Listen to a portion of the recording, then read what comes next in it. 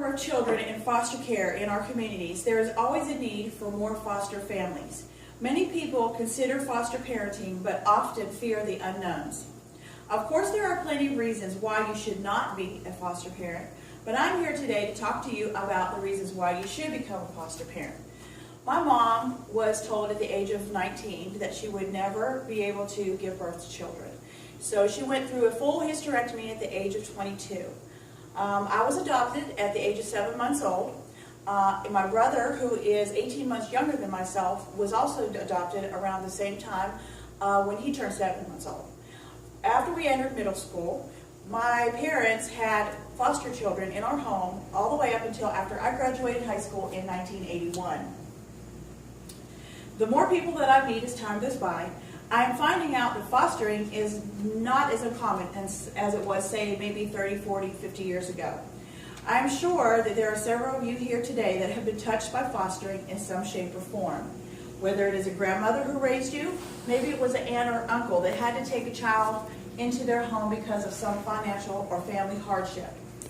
Maybe it was due to a drug addiction and a grandchild had to be removed from a home and placed with a grandparent while they went through treatment. Whatever the reason, there are plenty of you that at some point in your life, I'm sure here today, that have been touched by foster parenting. I'm here today to inspire you to become a foster parent by discussing the increasing need for homes for children of all ages, and that it isn't as difficult to qualify to be a foster parent as most people think. And fostering will change lives, not just your life, but the life of a child. To start off, let's take a look at the overwhelming need for the placement of homeless children or children that just may need a better living environment. Across this country, we need to start today aggressively increasing the safe, stable, and supportive foster homes. As stated at NBC.com, November of 2014, every year, 250,000 children come into foster care in this country. Many of them will be placed in group homes or other residential settings because there simply are not enough foster families to care for all of the children. Allison DiPercio wrote an article for the Human Rights Campaign in May of 2014 and said nearly 400,000 children and youth are in foster care in the U.S. today. This includes the youth who live in foster homes, as well as living in group homes, emergency shelters, residential facilities, and child care institutions. Many states across the country, such as California, Maine, Vermont, Minnesota, they do not have enough homes for the children and the youth that need care. So they are placed in places that are less than a home setting. In the past, foster parents' role was often seen as a temporary one. And it remains true that slightly more than half of the children who enter foster care are reunified with their natural parents. Today, members of child welfare community are increasingly viewing fostering as an important step towards adoption. Many of the children who are not reunited with their birth families are adopted by their foster parents. And even when the children are able to return to their home and are adopted by another family, the foster families often maintain contact with their children.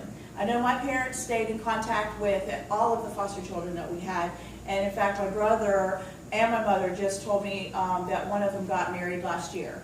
So there is a chance for those children to go on and have productive lives. Occasionally children are placed in foster care because of some temporary problem in the family. Maybe the mother is ill or has deserted her family. Maybe the parents need substance abuse treatment and there's no one else to care for the child. This child may have not been mistreated, or maybe it was not neglected. Maybe these parents really do love their children, but for some reason they are forced to have them placed into a foster home for a short period of time. A news report released Monday shows that about 1 in 30 American children was homeless at some point last year. That's 1 in 30. That is 2.5 million children, and it's an 8% increase. It is at an all historic high. According to the study from the National Center on Family Homelessness, just over half of these children are under the age of 6 years old. With the increase of the opiate addiction in our country, the number of babies born addicted has reached an all-time high. And those children will also need to be placed in foster families if there is no family member available to care for them. We have several different types of foster parenting. We have a respite care, which is people that come into your home to give the foster parents a break. Everybody needs a break. Everyone needs a break, especially with the foster children, because some of them have extensive mental and emotional issues that they need to deal with. There's emergency and urgent care, which means that you can receive a call in the middle of the night, anytime on the weekend, when normal office hours are closed, that you will be willing to take a child into your home, no questions asked. There's the kinship care that I talked about, where grandparents or other family members can take care of a foster child. It can be an illegal document, or it can just be an informal document. Therapeutic or treatment foster care are for children and youth that have a higher degree of social, behavioral, and mental health needs and receive more intensive services and are cared for by therapeutic foster parents. These caregivers receive additional special training and support to be a part of the team responding to the needs of the foster children in their home. And then, of course, there's the foster to adopt care. Many families foster with the intention of adopting, a practice that is increasing in numbers of states and a number of people are encouraging. Foster to adopt has many benefits. It includes reducing the number of placements that a child has to go through and allows them to bond with the family. Children and youth in foster care have been temporarily placed with families outside of their home due to some child neglect or child abuse experiences, or maybe just because of a family hardship. Whatever the circumstance, the need for more homes and parents is an immediate concern. Betsy Kiefer wrote a book entitled Walk a Mile in My Shoes and said that fostering and foster care really is a mission field. Have you ever thought about going on a mission trip, but your job, your family, or your situation does not allow it? If so, consider becoming a foster parent. There are ample of opportunities for you to reach out to children in your own backyard. The need for more foster homes in our country is great, and becoming a foster parent is not a difficult thing to do. You do not need to be an experienced parent. You don't have to be perfect. You don't need to be rich. Childrenwelfare.gov states that the requirements to become a foster parent vary from state to state. However, there are a few constants. You have to be 21 or older. You need to pass a criminal background check and complete a successful home study and training.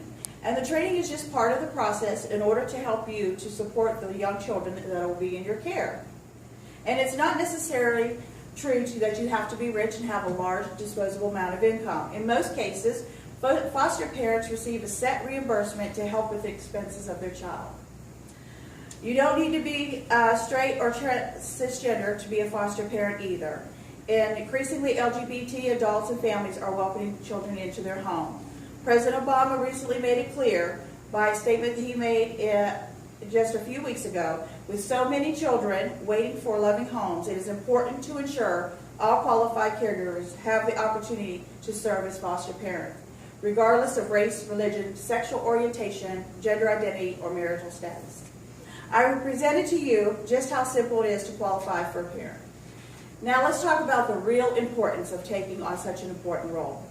Foster parenting will change your life and the life of a child. It means doing something so rewarding, so vital, so important with your life that there is no way to measure the blessings that heap up around you. Being a foster parent means that you are working in the greatest profession. It's called life. It means your house will be filled with love and tears and laughter. It means that you will be drying a frightened child's tears, teaching her to smile and to respond to love. Being a foster parent means doing something with yourself and God, because when you're foster parents, you work with God and you are a team towards the future of a child. If you want to know that your life really counts for something, then foster a child. Help mold the world. Help create a responsible future citizen.